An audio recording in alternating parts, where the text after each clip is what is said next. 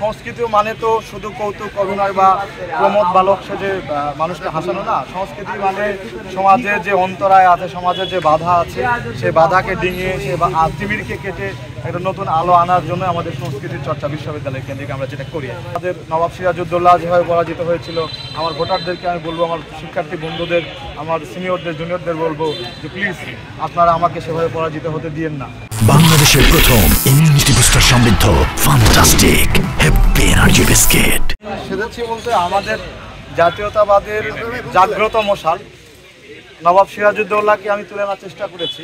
এটা শুধু সাজার উদ্দেশ্যে সাজা এমন না, আমি একটা প্রতিবাদের জায়গা থেকে, দেখেন সংস্কৃতি মানে তো শুধু কৌতুক অভিনয় বা প্রমোদ বালক সেজে মানুষকে হাসানো না। সংস্কৃতি মানে সমাজের যে অন্তরায় আছে, সমাজের যে বাধা আছে, সেই বাধাকে ডিঙিয়ে সে তিমিরকে কেটে একটা নতুন আলো আনার জন্য আমাদের সংস্কৃতির চর্চা বিশ্ববিদ্যালয় কেন্দ্রিক আমরা যেটা করি। তো আমি সিরাজউদ্দৌলা সেজেছি, এখানে আমি দেখানোর চেষ্টা করেছি যে নবাব সিরাজউদ্দৌলা ছিল আমাদের জাতীয়তাবাদী চেতনার একজন জাগ্রত মশাল। তিনি যখন পরাজিত এবং নিহত হন, তারপর থেকে বাংলার স্বাধীনতা আমাদের হাতছাড়া হয়ে যায়। আমরা পরাধীন জাতি হিসাবে প্রায় 200 বছর লড়াই সংগ্রাম করে অবশেষে স্বাধীনতা লাভ করি।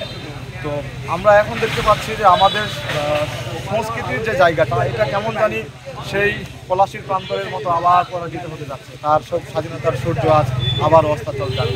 তো সেই জায়গা থেকে আমি চেষ্টা করেছি যে আমাদের নবাব সিরাজউদ্দৌলা যেভাবে পরাজিত হয়েছিল, আমার ভোটারদেরকে আমি বলবো, আমার শিক্ষার্থী বন্ধুদের, আমার সিনিয়রদের, জুনিয়রদের বলবো যে প্লিজ আপনারা আমাকে সেভাবে পরাজিত হতে দিয়েন না।